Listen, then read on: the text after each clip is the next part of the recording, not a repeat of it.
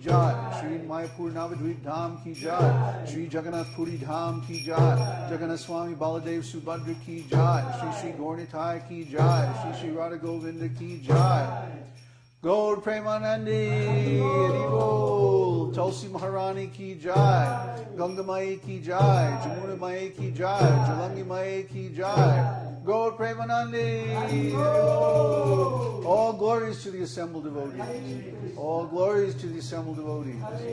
All glories to the assembled devotees. All glories to Sri Sri Guru Gauranga. All glories to Srila Prabhupada ki Jai.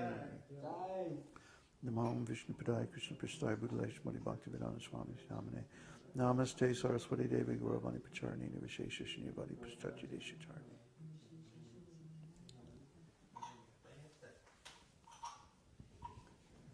So, welcome to another Sunday Satsang program. With your levels.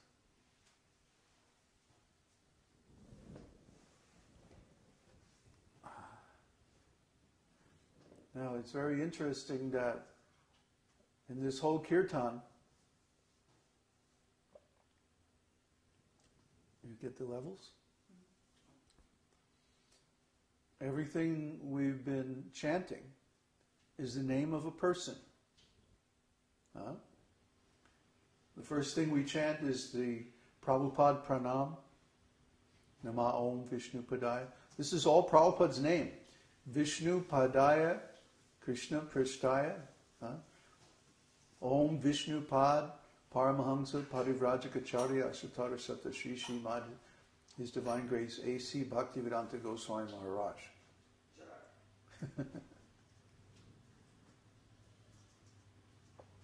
Then we chant the Pañca-tattva Mahā-mantra. śrī-kṛṣṇa-caitanya, prabhu-nityānanda, śrī-advaita, gadādhara, śrīvāsādi-gaura-bhakta-vṛnda. These are all personalities.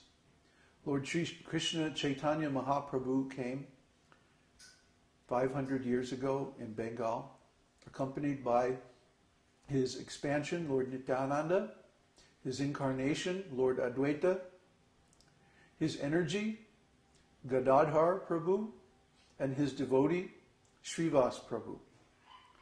And they are all incarnations, they're all expansions, they're all persons, personalities, eternally.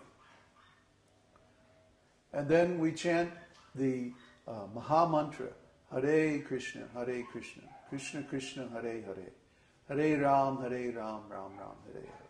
And of course, these are all names of Radha and Krishna. So, everything we're chanting, everything we're doing, everything we're worshiping is about a person.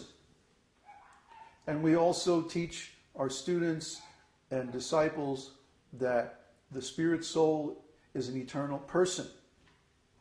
Huh? The person in the body remains the same, even though the body is changing. From birth to childhood, to youth, to grown up, to old age, the body is changing, but the person in the body remains the same. So whenever we talk about spiritual life, we are talking about persons, personalities, people with identities, spirit souls, whether they are jivas, individual spirit souls, or whether they are personality of Godhead, or his expansions or incarnations, they are all persons. How could we be persons if God isn't a person? It's not possible.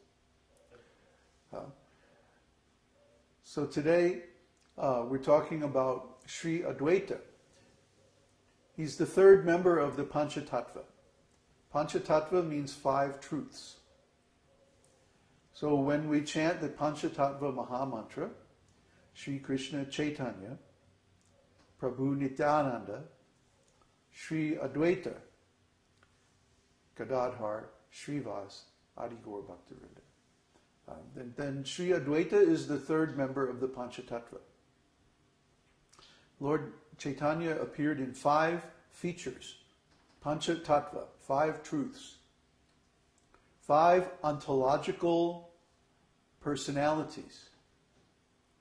And their ontological positions are that Lord Chaitanya is the Supreme Lord himself. He's the Supreme Personality of Godhead, incarnating as his own devotee to taste devotional service and the mellows of divine love. Lord Nityananda is his expansion. He's equivalent to Balaram in Krishna's pastimes. And śrī-advaita is an incarnation of Mahavishnu, the master of creation. It's Mahavishnu who emanates the material energy and the jiva souls. So we always talk about the Lord having 3 potencies or 3 types of energy: the internal energy, the marginal energy, and the external energy. The internal energy is the Lord himself, his expansions, the spiritual world, and like that. The external energy is the material world of Maya. The marginal energy are the jivas, the spirit souls like you and me, who populate these worlds created by the Lord. So Lord Mahavishnu is the master of both the marginal and the external energy. He's the source of both the jiva souls and the material energy, Maya. So Lord Mahavishnu emanates the marginal potency in the form of his effulgence. And then these jiva souls have the option, they have the choice, either to go in the internal energy or the external energy. That's why we're called marginal energy. Marginal means on the borderline. Actually, the Sanskrit word is tatashta. The tatashta means the bank, like of a river. There's a place on the bank of a river which is neither wet nor dry. It's neither the river nor the shore. It's right in the middle, neither one nor the other. That's the spirit souls. They can go either way, toward the material or toward the spiritual worlds. Therefore, they're called marginal. So, Lord Advaita is the incarnation of that Lord Mahavishnu. And he appears along with Lord Chaitanya Mahāprabhu. In fact, he appears before Lord Chaitanya and Lord Nityananda. And he prepares the way for their coming. How does he do that? Well, when Lord Mahavishnu or Lord Advaita appears in this world, he looks around and he sees the people are only engaged in material activities. They're not interested in real spiritual life. They're not performing the process of devotional service. They're only trying to increase their material possessions and material enjoyment. And because of this, they're suffering. They're creating so much bad karma for themselves. Because whenever we perform activities for our own benefit, for our own enjoyment, then we have to bear the karma that results from those activities. There's no possibility of enjoyment without causing someone else suffering. Just like it's stated in the Vedas. Every living entity is food for some other living entity. We can see this in the world of nature. Every living entity has its particular diet. Like birds live on insects and worms and stuff like that. But then there's bigger birds that eat those birds. And then finally there's cats and other predators that eat the big birds. So in this natural world, every living being is food for some other living being. And ultimately, we are meant to serve the Lord. We're not meant to serve ourselves.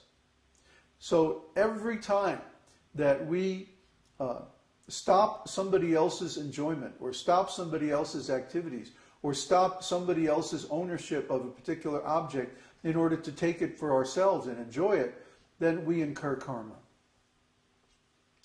Like people are going out in the woods and just cutting trees and taking them and using them. Maybe they sell the wood or build something with it and sell that like that. But where do those trees come from? Who do those trees belong to? Huh? They actually belong to God. So whenever we use God's resources for our own enjoyment, then we create karma that causes us to suffer later on. Even if it's so-called good karma, we still have to take a material body and live in this world and suffer the pangs of birth, old age, disease, and death. Huh? So even if we get good karma, we still have to suffer in order to enjoy the results.